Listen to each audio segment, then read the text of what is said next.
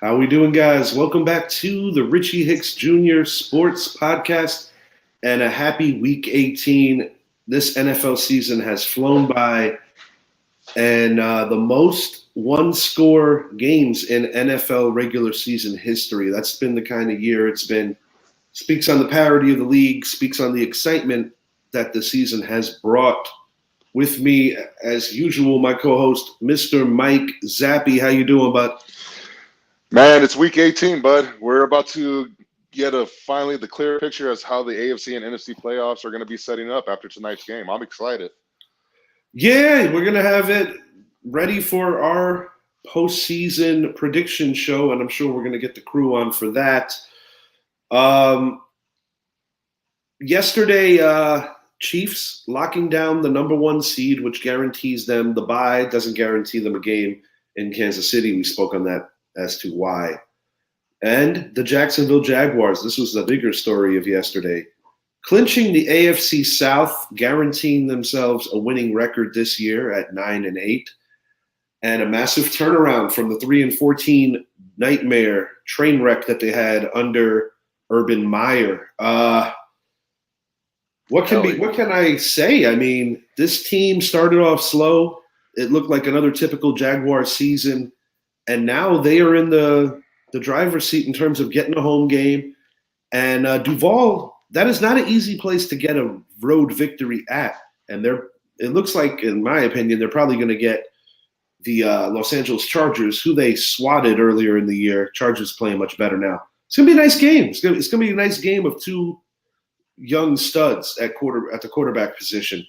This show today that we're doing is going to be about all kinds of season awards and I have a man-made award that I'm going to make at the end. I don't know if you want to call it an award, but I'm going to speak on that towards the end of the show. But no, you got to give credit where it's due. Doug Peterson, just a phenomenal job.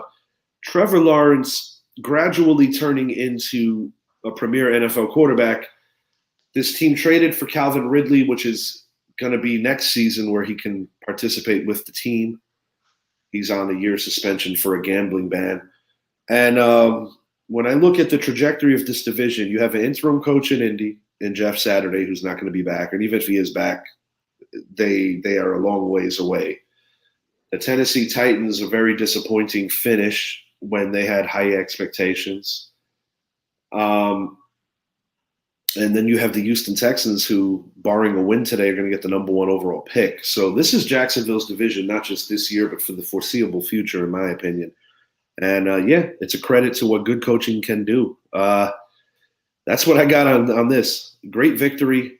And they came back from 10 down. It looked like Tennessee was going to sneak this game. And it looked like, going through the wars and being the veteran team was going to pay off. But they've got some soul searching to do in Tennessee, because this was really a horrible way to end a season that had such high expectations. Yeah, and speaking of Tennessee, I would say the one thing that's going to hold this team back is the quarterback position. It needs to be addressed in the offseason. I don't think Malik Willis is the answer.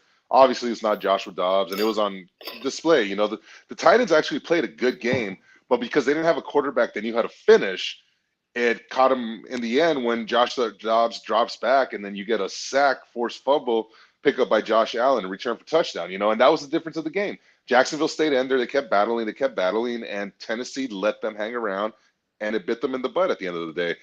As far as Jacksonville goes, I am excited to see this team moving forward. I think this team is going to be a team to be reckoned with in the AFC starting next year. Bring on a Calvin Ridley to give Trevor Lawrence a true number one receiver. They're going to be fun to watch.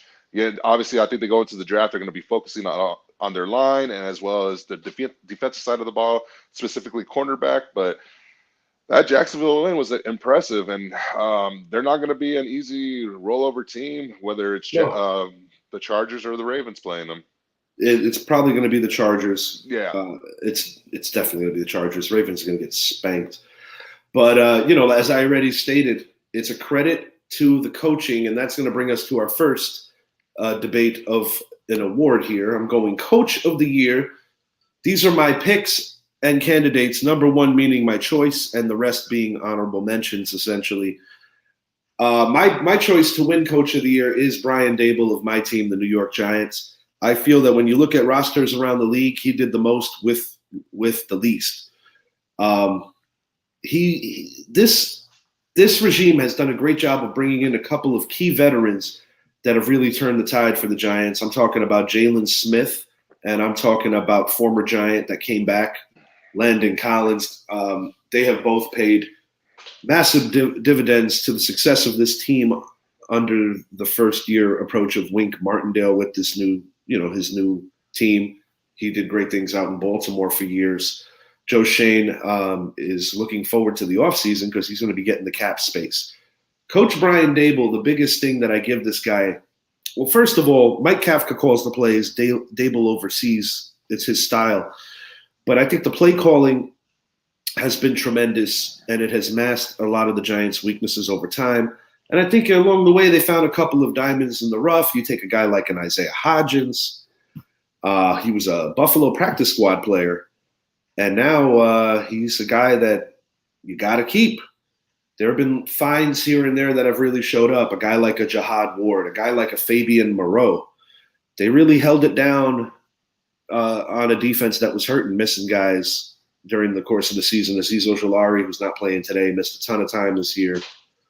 You got X-Man and Adoree Jackson, who missed a huge chunk down the stretch. But right now, this team is relatively healthy. And a lot of the benchings today are more maintenance health related than any other reason.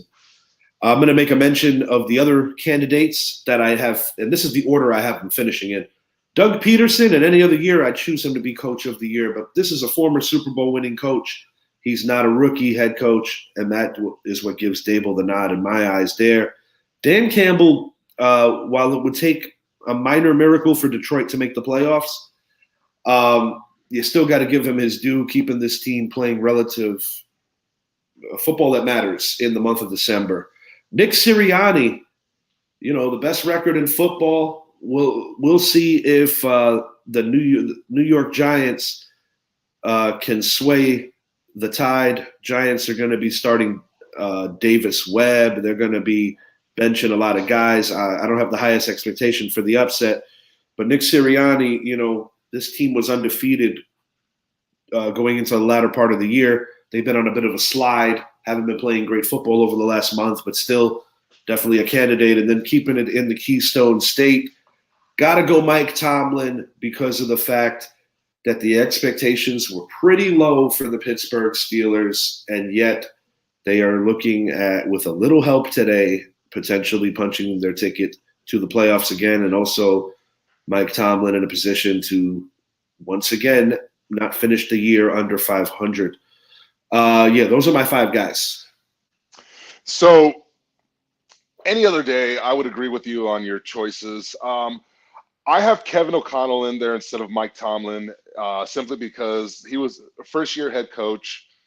And while we tend to believe that they are paper tigers of the NFL, their record says it all, and not to mention their record in one-score games this year. It's the best record in the NFL. So I can't discredit that one bit. Love Mike Tomlin. I love what he has done in the second half of the season. I love that his legacy, it's not going to be ruined, but his legacy of being a 500 or better head coach is on the line today, and no matter what happens today, you can't take away from what he's done with this team. I want to pick Brian Dable as my head coach of the year. I really do, because of what he has done in his first year as well, what he has done to resurrect the career of Daniel Jones. He's a quarterback coach. He has done a lot for this team.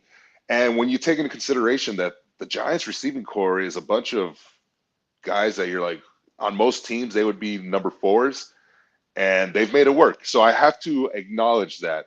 However, as much as I don't want to give it to this next guy, I have to believe that Nick Sirianni is going to be voted head coach of the year, because at the end of the day, what the voters look at is overall records. It's his second year in the league. What he did in the offseason with Howie Roseman cannot go ignored one bit.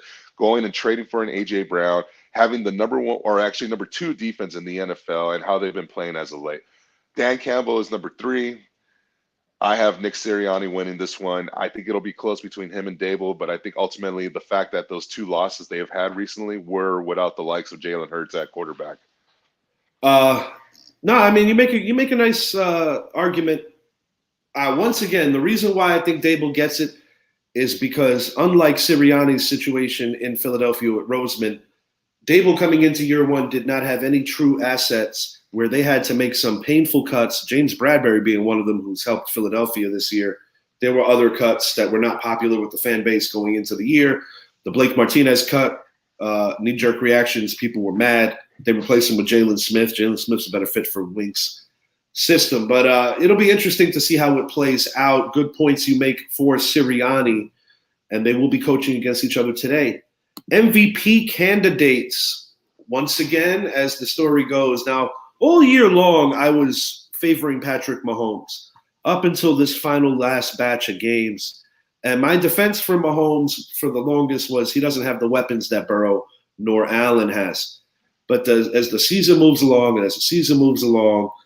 I just think it's Joe Burrow deserves it this year for a litany of reasons, and I think he's going to get it. Patrick Mahomes, the closest of close, finishing second. Number 3, Jalen Hurts. I'm not the biggest fan of Hurts for the simple reason that I'll give you a great example. Friend of the show, Sergio Rodriguez, spoke about total touchdowns and how that stat really annoys him. And I tend to agree and understand why, because I feel that it's a way to divert it away from the passing game. Justin Jefferson, who's having a historic season at the wide receiver position, it seems like MVP candidate has predominantly become a quarterback-driven award. Once in a while, you'll see somebody else win it, but he would be my choice as somebody else that's not a quarterback. Josh Allen, who's not having the Josh Allen year, but still having a damn good year, still puts him in my top 5 for MVP candidacy. This is a year where he threw more picks, things of that nature. So I'm going to say no to Josh Allen. And I think it's a two-man race, really, between Burrow and Mahomes. I think Hurts missing some time at the end actually hurt his case, and that is my choice on that. Yeah, I like the choices you have presented here. You have a great quarterback. Oh, you changed yours. You matched mine up. Yeah, I think Joe Burrow gets the MVP award this year. You can't discredit what Patrick Mahomes has done. He broke the single season record for passing yards in a year. He did it with 41 touchdowns. He has the resume, and he did it with receivers that are not on the same level as what Joe Burrow has in Jamar Chase, T. Higgins, and Tyler Boyd. Right. But the one big thing I look at for the MVP, offensive MVP, is Joe Burrow is 3-0 against Patrick Mahomes. Granted, it does date back to last year, but we saw it on full display again this year. Burrow had the better game, came out victorious on it. For my number 3, it's not Jalen Hurts. It's actually going to be Josh Allen. I think Josh Allen is very, very capable. I think he's had to deal with a lot, especially with the injuries he suffered earlier in the year, where you could saw that affected his game, especially in the passing area. That's why I got him down at 5 because of that. Because honestly, I think if that doesn't happen, he's probably the MVP. Yeah, and now the one where it gets interesting is I have Justin Jefferson on there. Obviously, it's not very often. I think the last time we saw was when Calvin Johnson was playing, where a receiver won. The same could be said about Josh Jacobs. The guy had over 2,000 yards of combined offense, 1,600 rushing, 400 receiving. So you got to put those guys in there. However, like I said, Joe Burrow is my offensive MVP of the year award. And I think Josh Jacobs or Justin Jefferson present a very good argument to be offensive player of the year, not your MVP. For defensive player of the year, this was easy for me. It's Nick Bosa. He's been a one-man wrecking crew all year for the 49ers. I know that there's different years where guys do similar stuff to what he's doing. This is the year that he's doing it. I just feel that when the 49ers need a play, he's just going to make the play. It's that simple. Don't matter who's on him. It don't matter if they're double teaming him. It doesn't matter if they're schematically running away from him. He's going to get there, whether it's to the quarterback, to the football, to the running back. He's just going to make the plays. I feel that this has been his year. His motor is nonstop, and he's deserving of it, and he's going to win it.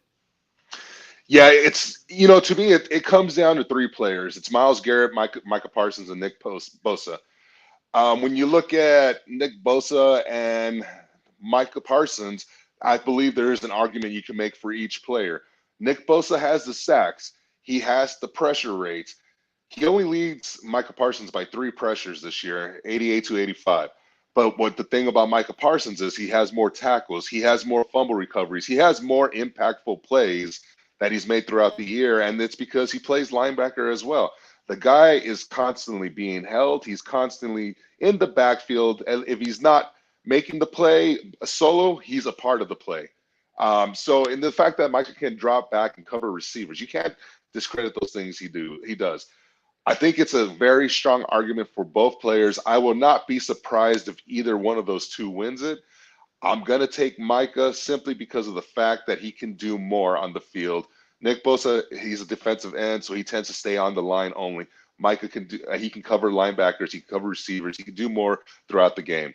So it's a slim win, but I have it going to Micah. Most people look at Nick Bosa and they just look at the sack totals. They don't look at the full picture. This shouldn't come in as much of a surprise here. Offensive player of the year, I'm going Justin Jefferson. Yeah, it's like I said, it's between Justin Jefferson and Josh Jacobs. I think if Justin Jefferson, excuse me, would not have been shut out against the Packers last week, where he was flirting with 2,000 yards, I think he would definitely have control of it. You've got to look at Josh Jacobs as well, what he's done this year. Like I said, over 1,600 yards rushing, 12 touchdowns, 400 yards receiving, over 2,000 combined yards. Justin Jefferson has 1,771 yards receiving, 8 touchdowns. When he's made a lot of magical plays. I think it would end up being Justin Jefferson, but I think it's going to be a close race between the two of them. I want to pick Jacobs, but I want to pick Jefferson. So either one is who I think. What sways my decision is you got to look at who's been winning games. And, when you think about how many close games the Vikings have won, those one-score games with an undefeated record, and then you think about the kind of year he had, they don't have him. What is their record? And I think that's the biggest thing, because even with Jacobs, the Raiders have still struggled mightily as a team. That's my difference there. And I agree with you, but the one thing to defend Jacobs is I will say a lot of the Raiders' losses were because of coaching. Oh, yeah. How many blown leads did they have this year? 5 or 6. It's all part of it, but at the same time, like when you put O'Connell in there, I'm like, nah, I'm not. Yeah, no, I understand. And that was kind of like how I saw it too. But yes, that is a point, and a good one at that. Defensive Rookie of the Year, this is easy for me once again. I'm going Ahmad Sauce Gardner. I think that for a rookie, stepping in on the level that he has, playing like a grown man, so to speak, like a man who's been in this league for a very long time, I found this decision to be rather easy.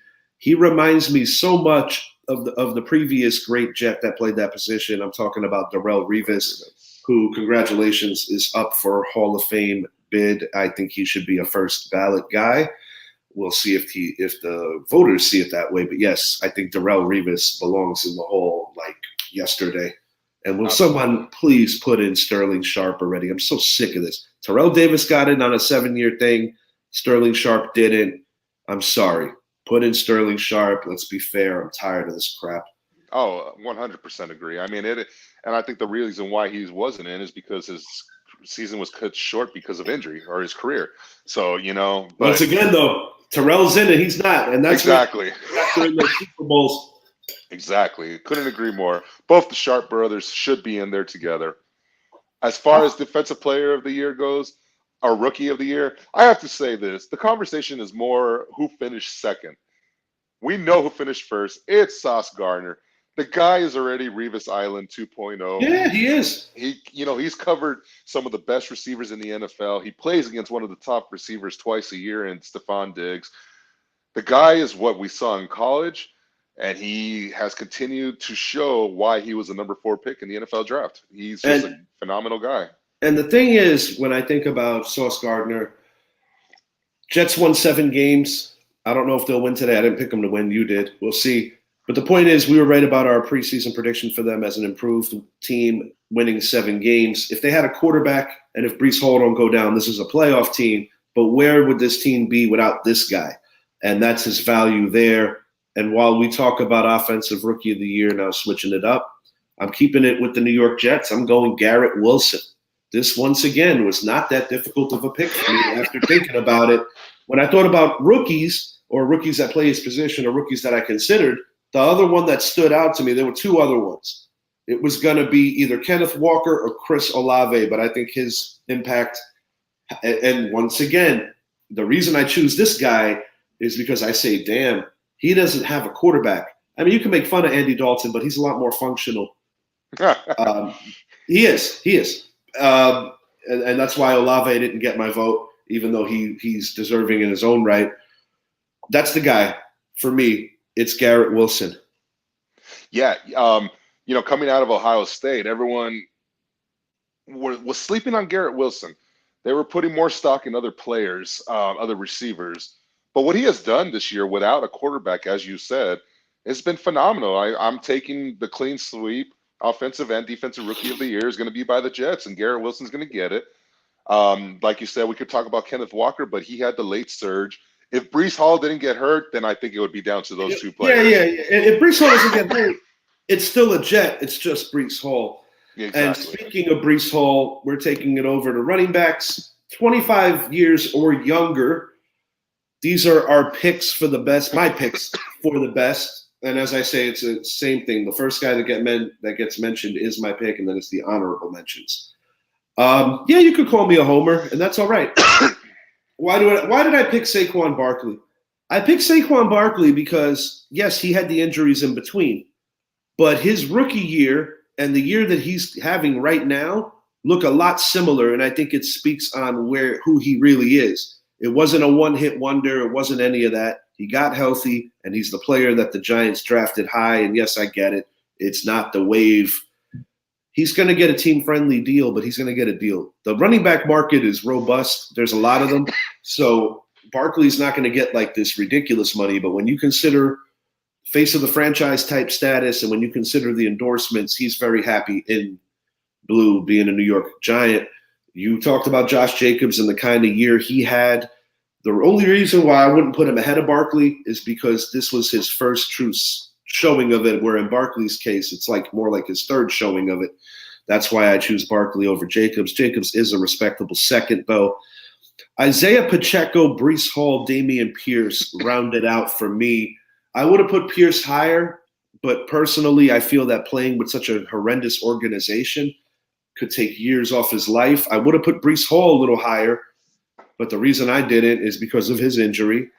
And that leaves me with Isaiah Pacheco because of the fact that I actually think that this is that guy that's going to surprise people and do something and show people that, oh, yeah, the Chiefs have a guy that could run the ball, and over time he will. Guy that misses my cut, but a guy that I think highly of moving forward is James Cook out in Buffalo. I just feel that he hasn't had enough action this year for me to throw him that. Yeah, okay. So I think you forgot somebody, which is going to change your list. I might be wrong, but yeah, I have to agree. Saquon Barkley, what he has done this year has been phenomenal. I know who you're going to say, and actually, now that you bring it to my attention, I would have inserted him. You're talking about Tony Pollard. I'm talking about Tony Pollard. And my bad on that. It's just I've been seeing Tony Pollard for so long that I actually forgot. But Tony Pollard will be my number 2 as far as top running backs, 25 and under. Number 3 would be Josh Jacobs. I talked myself into it just looking at what he has done. I mean, this is his second 1,000-yard season of his career. But what he did this year with that dysfunctional organization, it's incredible. Number 4, Kenneth Walker. He was my sleeper before the season started. He was somebody that I wanted to draft. John beat me to him. And he has shown out. You know, it helps that you had an injury on that team with Rashad Penny, but you know, you take the opportunity that's given to you and you run with it. Number 5, I actually like James Cook ahead of Brees Hall. Reason is when I think of James Cook, I think of the way the season started for the young man. It was a fumble in that first game, and he didn't see another play the rest of that game. And then they kind of worked him in slower. I get it. You had Devin Singletary, and that can't go unnoticed. But what James Cook has done over the last 8 weeks and become a very dependable backup running back only, to me, shows that he's going to be the man next year, where it makes it easy not to re-sign a Devin Singletary this offseason. I've got to check Brett here for a second. While I do believe that Pollard is the more effective of the two, nobody's taking anybody's job going into the immediate future for the Dallas Cowboys. Zeke's biggest value that he does that Pollard doesn't do, and not just Pollard, that most running backs can't do, is block and pick up those linebackers. Something that one of the most underrated aspects of Zeke's game, and at the end of the day, inside the red zone, Zeke is still a very efficient guy. I do believe that Pollard is surpassing him in terms of what they bring to the running game, but it's a 1-2 punch for a reason, similar to what Green Bay does with Aaron Jones and A.J. Dillon. But I just wanted to clear that up with Brett. I don't think he's taking his job. I think they both have their roles, and I think they're going to stay in their roles, because if the Dallas Cowboys were going to get rid of Zeke, they would have done it and kept Amari Cooper. They chose not to. Cooper was the odd man out, not Zeke. Yeah, well, it was Cooper, Zeke, and Tank. And Zeke, they couldn't quite get away from him last year because of the contract, the amount of dead money they would have absorbed. That is a value that Zeke brings. I still think Zeke's a Cowboy next year. That's my opinion. Yeah, no. I absolutely agree. And I think he's a Cowboy for life. I think he's with the franchise for about 3-4 more years. Yeah, I agree. I wouldn't say Tony Pollard is going to take his position or his starting role, because they're both starters in that offense, because they both have their respective role. And because of that Dallas offensive line and their running backs have brought back another reason why the NFC East is back, of that dirty football. We're going to run the ball and play defense. But the one thing with Tony Pollard, I will say, is it's going to depend on the amount of money he's demanding this offseason.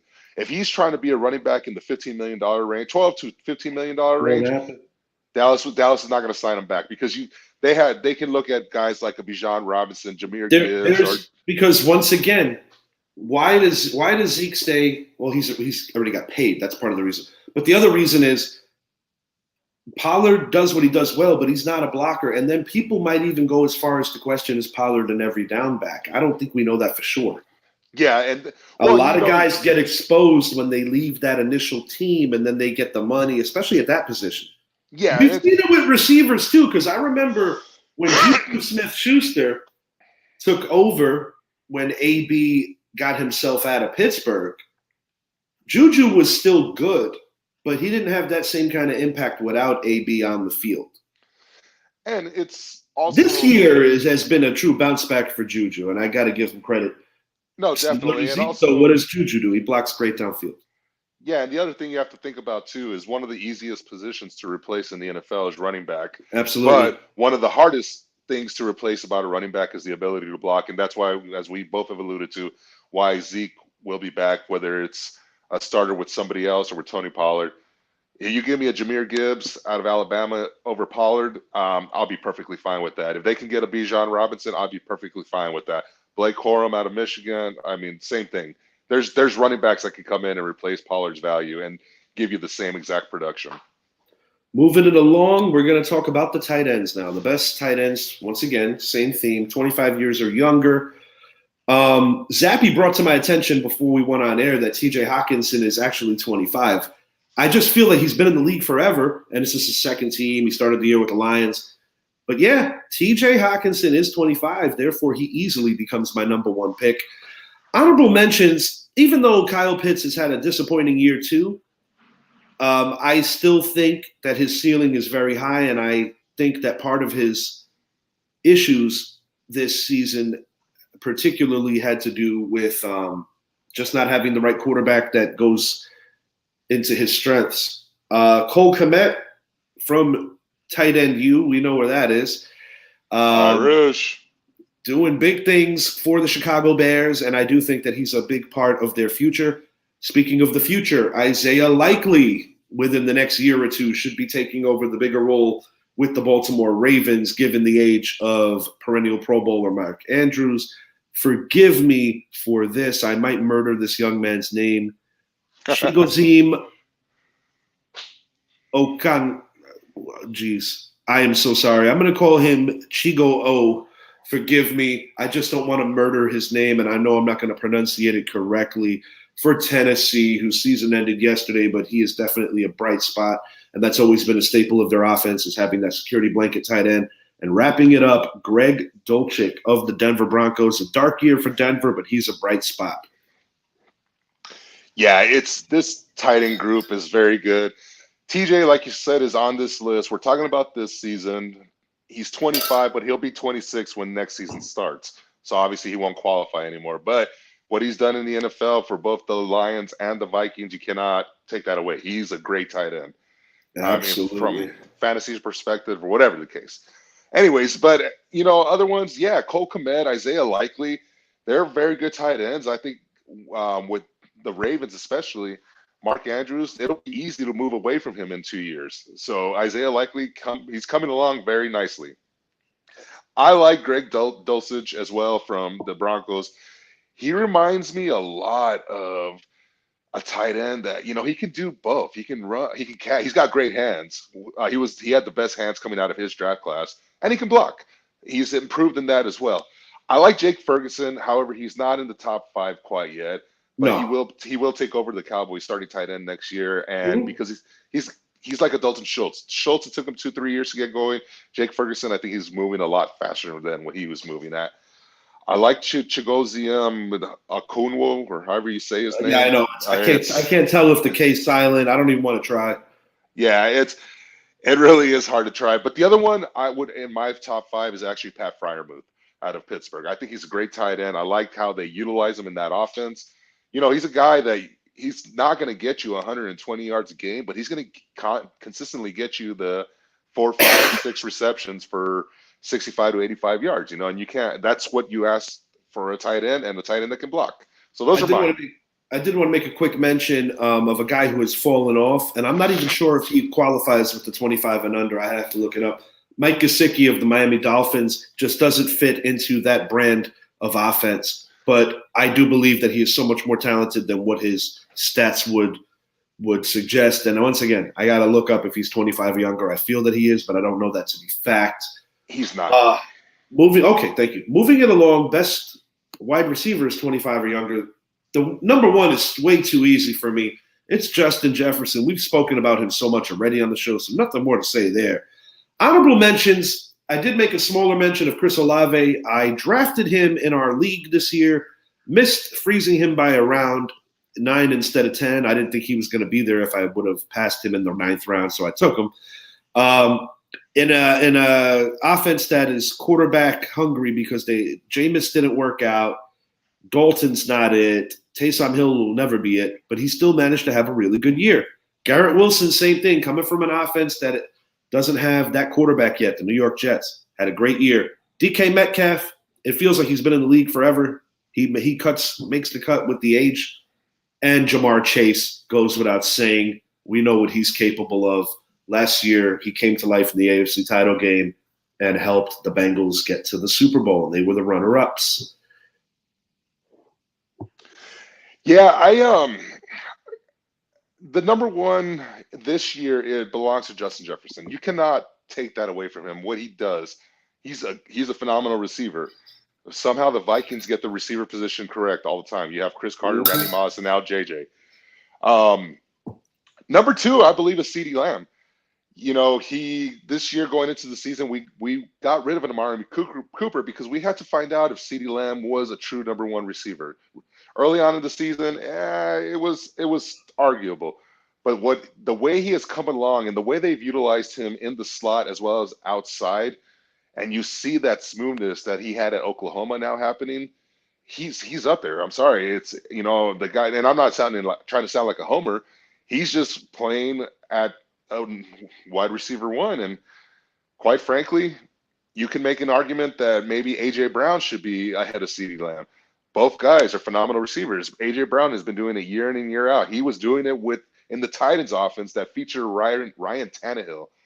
and he was still able to eclipse 1,000 yards a year. And so I have AJ Brown in there. I don't have DK Metcalf. I do not have Chris Olave, but I do have Jamar Chase. Cannot take away from what he's done this year. I mean, the guy was injured also part of the year, so that's why his stats are a little lower than where they should be. Yeah, but I know what he is, and exactly. He's been such a impactful player for that organization. It helps that you have your college buddy and your quarterback throwing you the ball because the chemistry is already there. Well, the weird thing about it is they're not even drafting him if Burrow doesn't get hurt in the rookie year. So sometimes it reminds me similarly of how the Spurs lucked out the year that David Robinson tore his Achilles. And then you get the Twin Towers. I'm going to cross it over real quick just to throw a little NBA trivia at you since I made the analogy with the example for Tim Duncan. Don't look this up. Last San Antonio Spur to wear number 21 before Tim Duncan. And I'll give you a hint. It was the season before they drafted Duncan. Man, I don't know my Spurs history that well. So this is a tricky one. This is a tricky one, but it was during the season where the Spurs were just so bad because David Robinson tore his Achilles, missed a year, and then they were able to get Robinson and Duncan together, winning a championship together against the Knicks a couple of years later against formerly from New Jersey, the Brooklyn Nets, but New Jersey at the time. Yeah. I'm going to say, I don't know. I didn't come into this with basketball mindset. I cannot remember who 21 was back then. It's going to make you laugh. It was Dominique Wilkins. Dominique Wilkins. Oh, God. He had an awesome year on a horrible team. You got me there. All right, you got me. But I'm not a Spurs fan, so in my defense. But anyways, and my other receiver, T. Higgins. I love the young guy. He has really come along from his rookie season to now. He was a great receiver out at Clemson. Now he has turned into what arguably is the number one receiver in the NFL. If Jamar's not there, T. Higgins has handled it just fine. Yeah, and Boyd has his part too but he's definitely a distant from those two. But still, nice trio they got there. Best quarterbacks, 27 or younger. It almost looks like the MVP list all over again. This is where I choose Mahomes over everyone. I think that people take Mahomes for granted because of how used they are to the stuff he does, but nobody on the football field has ever truly brought that brand of swag and style of play like a Patrick Mahomes. He's in a class by himself. Honorable mentions, Joe Burrow, who head-to-head has had Mahomes' number. I still think there's plenty to be decided about that. I got Jalen Hurts, not necessarily at 3, but just kind of putting him in that mix. Justin Herbert and Josh Allen. Mahomes is my guy. These are the honorable mentions. I don't order honorable mentions. I mention them. But when I look at Josh Allen, Patrick Mahomes, Joe Burrow, Justin Herbert, the AFC has the young guns. I kind of extracted Lamar out of that mix because I don't feel that his game has taken the leaps that these other kids have. Now, taking it to the NFC is interesting because the NFC is a little different than the AFC. You've got the old guard of two legends that both wear number 12, talking about Aaron Rodgers and Tom Brady, of course. Then you have a slew, another old guard guy who might retire, might not, talking about Matthew Stafford. So those are your old guard guys. Dak's kind of like a tweener. I wouldn't call him old guard, but he's definitely not like in that young crew anymore. So Dak's like a tweener. Cousins is a journeyman, but whatever. He's still kind of like a tweener. And then you got the younger guys in the NFC whose styles are different, that they derive their style of play around the running game. And that's where your Jalen Hurtses and your Daniel Joneses come into play. But that's where, I'll put it bluntly, the pure passer, similar to the 90s, is in the AFC, when the 90s had the Kellys and the Marinos and the Boomer Esiasons and the Warren Moons and the Bernie Kosars, those characters. Once again, you're seeing it now in the 2020s, and it's exciting. It's really cool for the game of football. Hey, you want to be mind blown when you talk about Kirk Cousins? People forget that this guy is 34 years old. He's been around for a while. I would say that the one thing that we are seeing this year in regards to the quarterback position is the passing of the torch to all the younger quarterbacks. We don't have Tom Brady on the list. We don't have Patrick Mahomes. I'm sorry, not Patrick Mahomes, Aaron Rodgers on this list. These guys, they're on their The way bigger out. thing is that we don't. The bigger thing is that we don't have Aaron Rodgers on the list that would talk about an MVP this year or a Tom Yeah. Brady, and that's the truth showing that things are changing. But to Aaron Rodgers' defense, he's only 1 year removed from winning that award, and he has a bunch of young kids. So don't be surprised before he hangs it up if Aaron Rodgers wins that award again. Zappy, you said you wanted to make a comment before I hit my final thought. I remember you said that before the show. Well, before we do, I'm going to name my quarterbacks first. So obviously, between Patrick Mahomes, Joe Burrow, I have Joe Burrow in the lead simply because of their head-to-head, like I alluded to before. Not taking anything away from Mahomes, but if you look at their numbers, if Burrow had that extra game that got canceled, with the exception of passing yards, he actually would have better numbers than Mahomes. You I can't still don't discredit that. entertain it on that one for one simple reason. Mahomes don't have the trio that he has. No, but he's got the coach that Burrow doesn't. Yeah, that's true too. So that's why we talk about it. Good Exactly. points. So, but yeah, number 2 would be Patrick Mahomes. My number 3, and people are probably going to give me crap for this, is actually Trevor Lawrence. The only reason why I have him as number 3 is because last year set him back. Having Urban Meyer as his head coach, where this organization was speaking out loud that it didn't feel like a professional setting. That says a lot, and that ruins the growth of a quarterback. The other thing, remember, Trevor is only 22 years old. He's younger than this year's rookies, So I love what Trevor Lawrence is doing, especially the last 7-8 weeks of the year. You could see that he's coming into his own. He's looking like that number 1 pick coming out of Clemson, and he gets Calvin Ridley next year.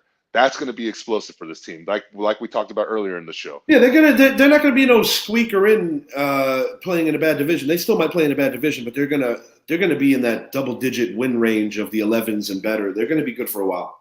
They are, and it's kind of a slap in the face to Josh Allen. But I mean, while Josh Allen is still a great quarterback, he fell out of the MVP conversation because of ever since the injury, how we spoke on changed, So that's why I have him as my number 4. My number 5 is Justin Herbert, where, I mean, this guy had to suffer through so much with this team on both the offensive and defensive side of the ball, and yet they are still in the playoffs, getting healthy at the right time, where if he would have had everyone healthy all year long, he would, without question, be top 3 in the MVP conversation this year.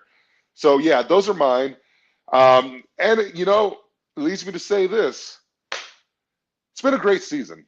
I have to say thank you, Richie. Reaching out to me back in July. I spoke to you off air earlier today as that I got a nice, generous gift for you. I won't say it on the air until I actually have it in my possession. But it's been a pleasure doing these last 18 weeks of NFL talk on top of the preseason talk we had together. I'm only looking forward to the playoffs. I love doing this with you. I think we're going to grow further. And I just want to say thank you, man. It's been a pleasure. And I can't wait to playoff season and off season moving forward. It has been a great year. Likewise, you've been a tremendous asset to the show and what we do here. And I also want to give a shout out to our guys, Quentin Moore and Idris Salam. Quentin messaged me while we've been doing the show. Idris is actually in Atlanta, and they're hanging out today, which I think is pretty cool. Oh, nice. Yeah, that's really nice. So I don't know. Maybe we'll get them together on the show. Maybe not. Let them do their thing. But still, nonetheless, those guys have been great contributors, as well as our boy, Brett. I want to give a shout out to my boy, Zach, too, who's, put up some of my TikToks for me. Really awesome guy, big Charger fan. And, of course, Mr. John Olson, our fantasy commissioner. I appreciate him and his son, Josh, being able to come on from time to time. And what's exciting now, obviously, we have the playoffs, then the Super Bowl. But we're going to, once the season's over, we're going to really be honing in on what's happening in the NBA, not to mention that pitchers and catchers will be showing up next month. And it's coming quick for baseball as well. So, yeah, a lot of good things happening here for the show. And I feel that, content is king, and we try to make sure that we are constantly getting stuff out for the viewers in rapid fashion. Zappy and I both were suffering from the flu this week, and that definitely put some of the stuff on the back burner. And of course, We spoke about what happened with DeMar Hamlin. That was another motivation for us to kind of back off a little. I did want to hit on my final thoughts. I got two of them. Davis Webb finally making his NFL career first start. I feel that this is many years in the making. In a previous Giants regime, when Ben McAdoo was actually the coach, Eli Manning was controversially benched in favor of Geno Smith. Shout out to Geno Smith for finally finding his place and elevating his game. Time will tell if that's sustainable with Geno. I am not sold yet, but still happy for him because Geno was in a horrible position. But this is my thing. What's happening today in a game that doesn't matter for the Giants, but where they can reward this young man for being patient with the organization. Now he's in his second stint with the Giants. He got cut by the Jets, cut by the Giants when Gettleman was in charge, cut by the Bills. He had such a phenomenal preseason and definitely gave me hope of like, oh, wow, this guy might be able to do something in a game situation. Today's a great opportunity to prove that. Point to be made is that this is a move that should have happened years ago, but it just speaks on where the Giants are now versus where they were then.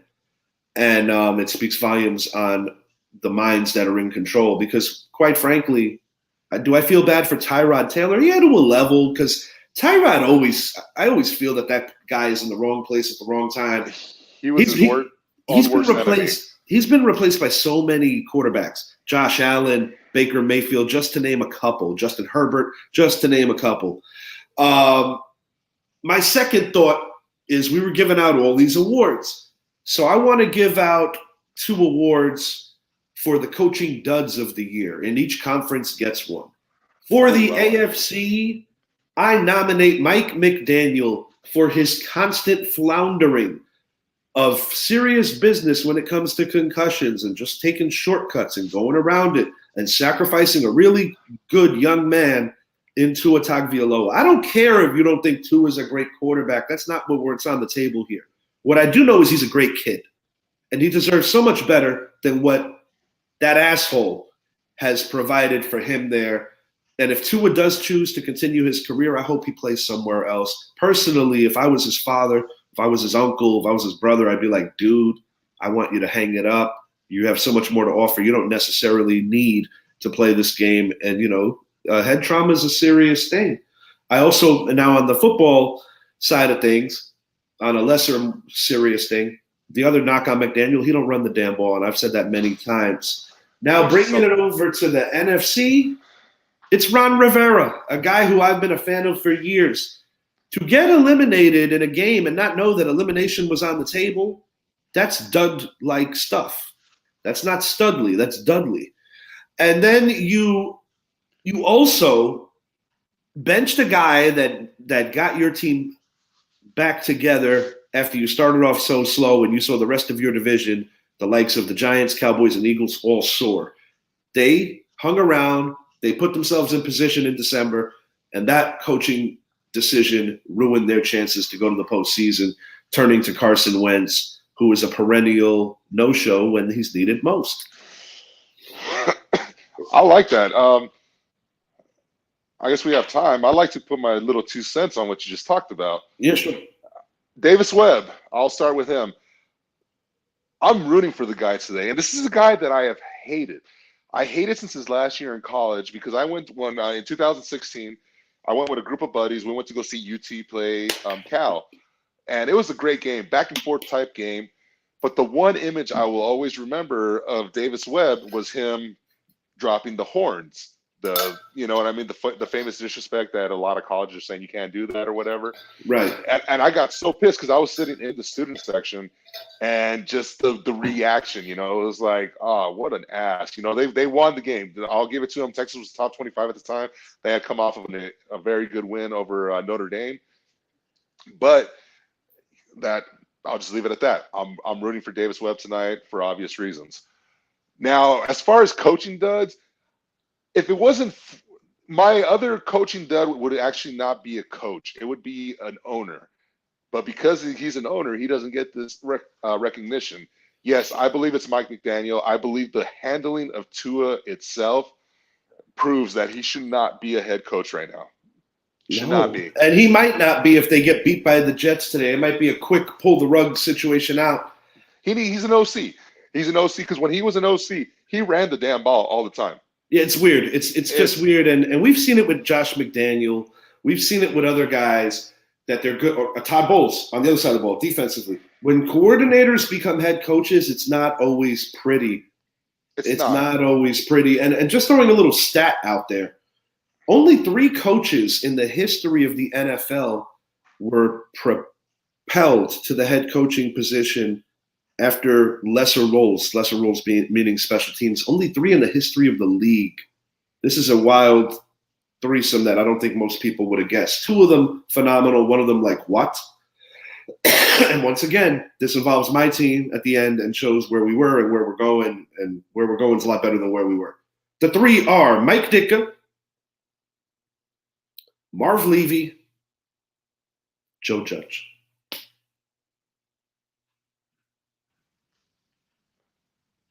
Mike Ditka, Marv Levy, Joe Judge. Crazy. The Judge one. There's one other one actually. John Harbaugh. Yes.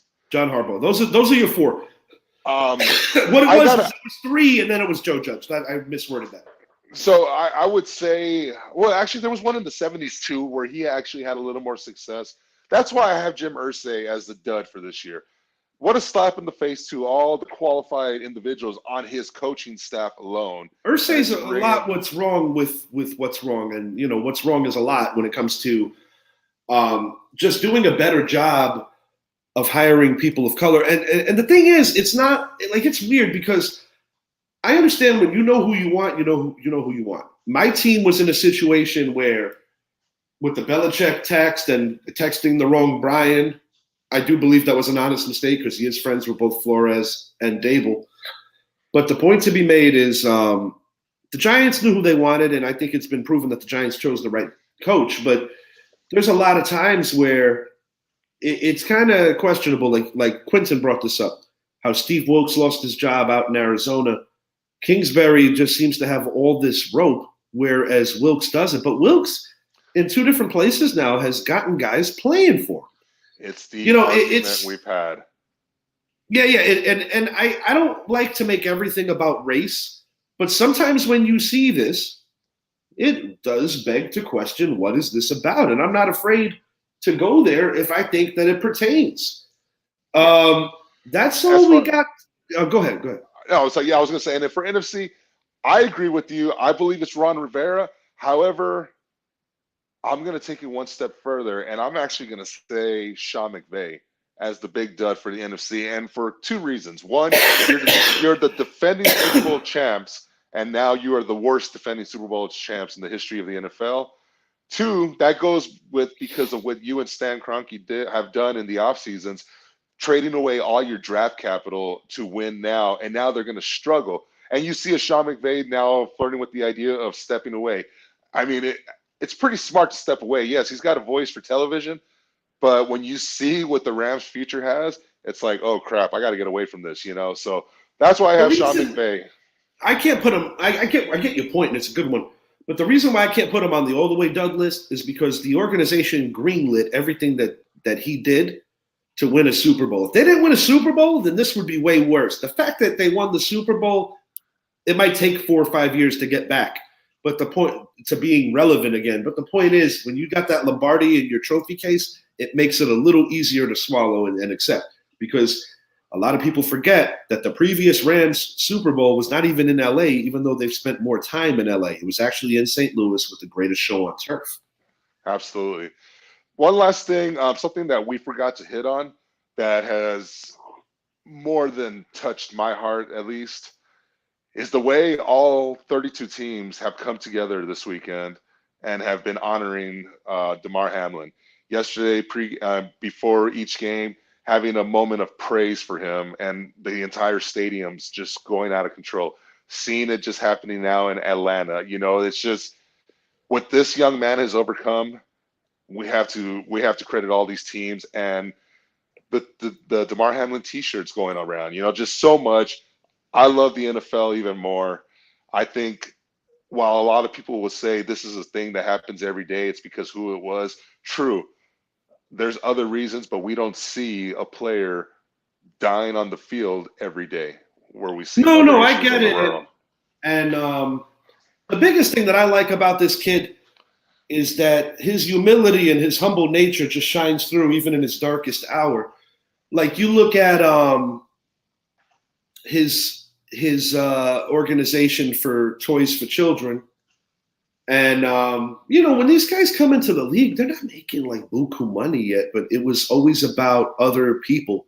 Other people. You heard some of his interviews in the past, and the people that matter to him most, and he lives his life the way he talks about it. It's his mother, it's his father, it's his little brother. He's a very simple man with a very advanced focus. You know what I mean? A simple man with a complex mind, I think, is the best way to describe this amazing individual. I'm very happy that he's in the process of making the full recovery. Same thing I said about Tua. If I'm in his family, I would implore him to please consider retiring from the NFL because there's so much more he could do with his life.